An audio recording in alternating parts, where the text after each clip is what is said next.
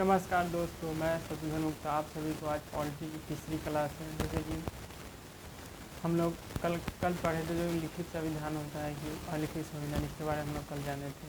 आज जो कि हम लोग का कल का जो छोटा सा टॉपिक बच गया था, और आज हम लोग के टॉपिक में है जो कि तीसरी क्लास है, जिसमें आज राज्य व्यवस्था और सरकार की कल का हम लोग जो लिखित संविधान और लिखित संविधान में क्या बच गया था। देखिए, लिखित और अलिखित में क्या सभी प्रकार के संविधान सिर्फ अलिखित ही होते हैं? ऐसा हो ही नहीं। तो उसमें थोड़ा ना थोड़ा लिखित पोर्शन होगा ही होगा, बिना लिखित के काम नहीं कर सकते। जैसे कि आइए देखते हैं, हम लोग कल बात किए थे सबसे छोटा संविधान किस देश का था। सबसे छोटा मोनाको का था। ठीक है, शब्दों के आधार पर, जो कि आपको कल हमने बताया था, जो कि 3814 था। 3814 जो कि मोनाको का। उसके बाद अनुच्छेद के आधार पे सबसे छोटा कौन सा था? यूएसए का, जिसमें 7 आर्टिकल थे। उसके बाद और सबसे पुराना भी यूएसए का ही था। उसके बाद आइए सबसे बड़ा संविधान, जो कि किसका है? भारत का सबसे बड़ा संविधान।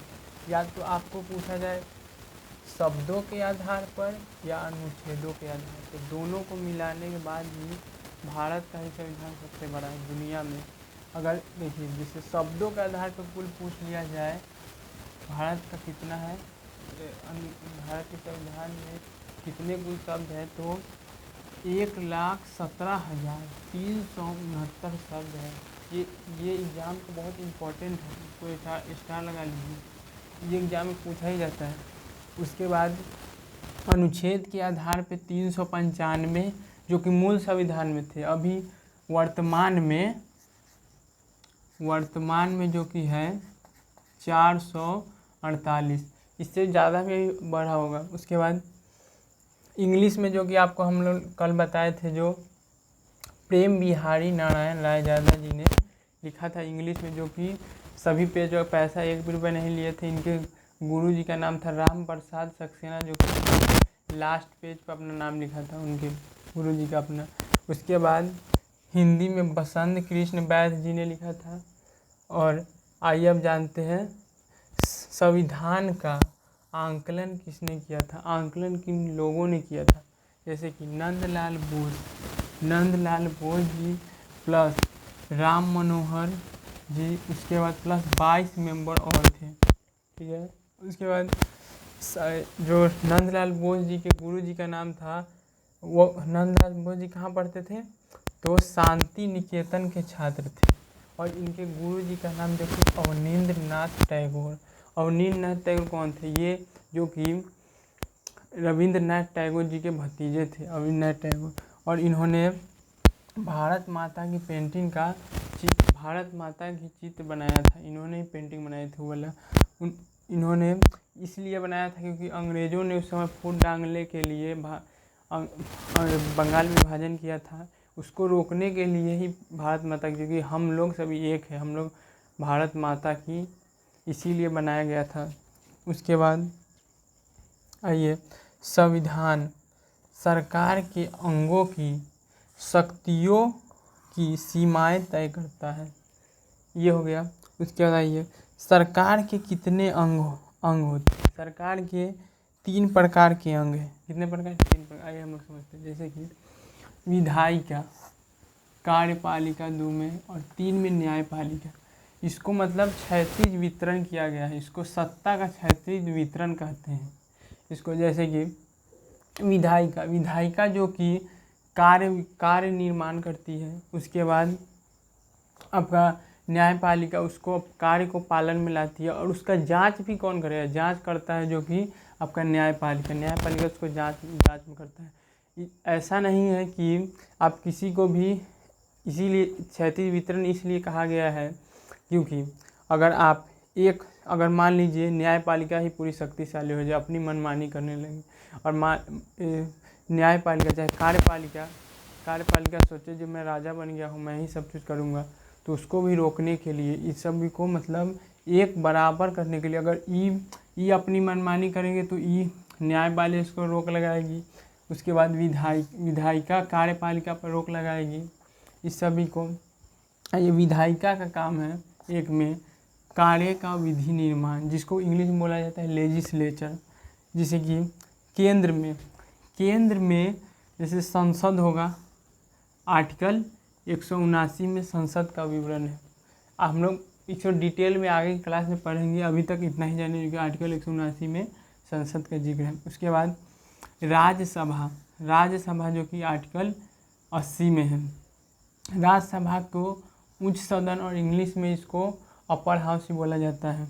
इसके बाद लोकसभा जो कि आर्टिकल 81 में है, जिसको निम्न सदन बोला जाता है, इस इंग्लिश में इसको लोअर हाउस बोला जाता है।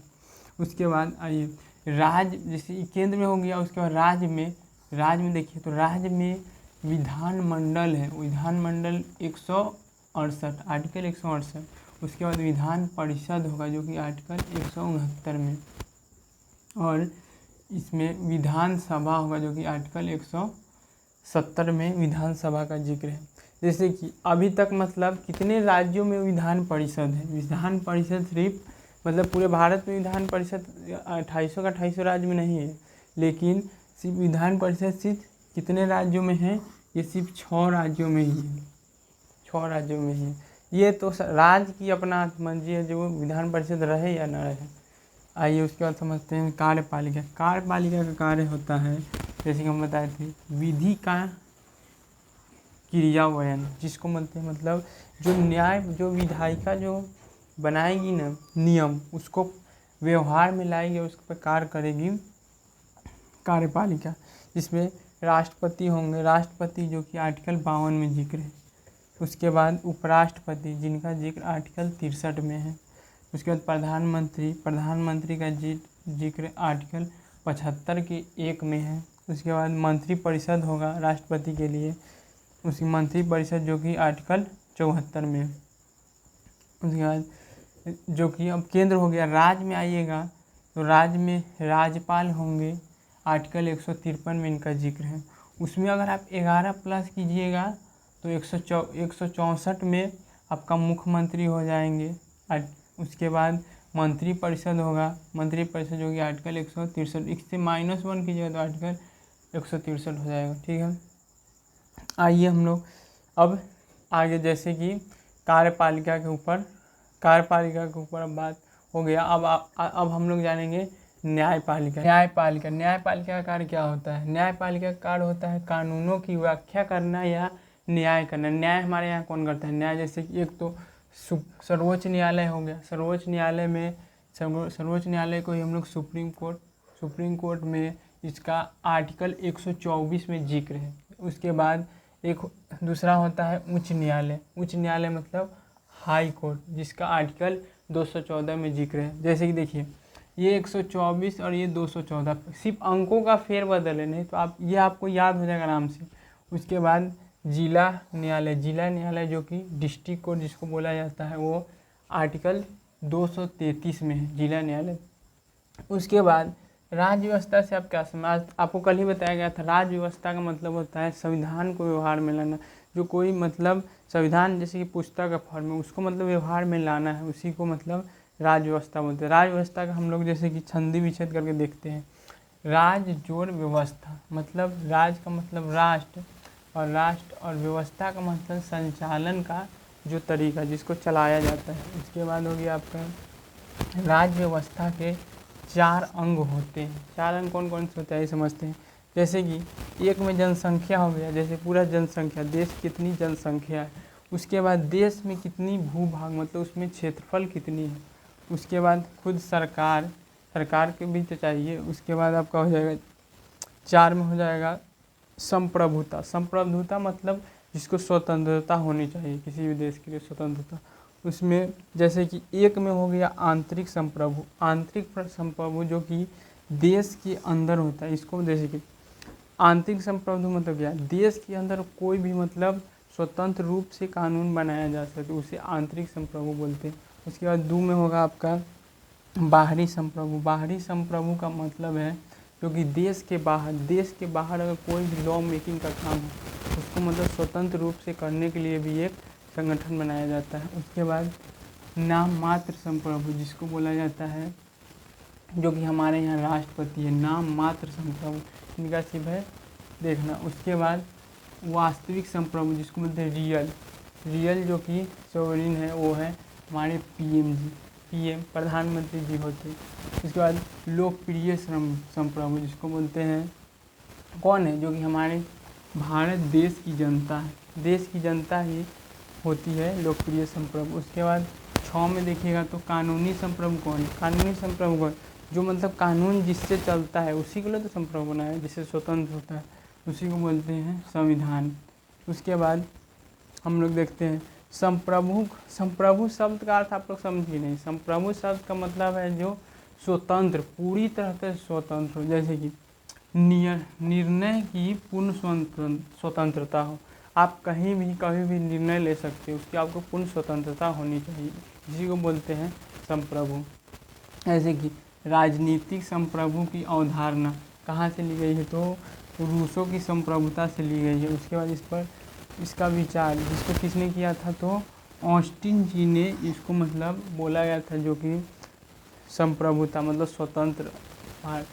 आज की मतलब आज तो हम लोग क्लास हो गया, कल भी क्लास होगा। उसके बाद डेली मतलब संडे को ये क्लास नहीं होगी, नहीं तो हर सोमवार से शनिवार तक ये क्लास आपको होगी और डेली 8 बजे आपको ये क्लास मिल जाती है। आप लोग इसका टेलीग्राम पे आप सभी को नोट्स भी मिल जाता है, जो कि शत्रु GS अकेडमी पर है। आप सभी इस चैनल को डेली मतलब शेयर भी करते रहिए और लाइक और सब, क्योंकि मैं बार बार आपको नहीं बोलूँगा कि लाइक सब्सक्राइब करना है कि नहीं, मैं सिर्फ आपको कंटेंट डिलीवर करने में लगता हूँ, बेहतर से बेहतर कंटेंट मिले और आप सभी को अच्छी से अच्छी मतलब तैयारी में कोई दिक्कत नहीं। बार बार आप सभी को पॉलिटी पढ़ने की कोई ज़रूरत नहीं, एक बार पढ़ लीजिएगा, उसके बाद फाउंडेशन लेवल से कोई दिक्कत नहीं होगा।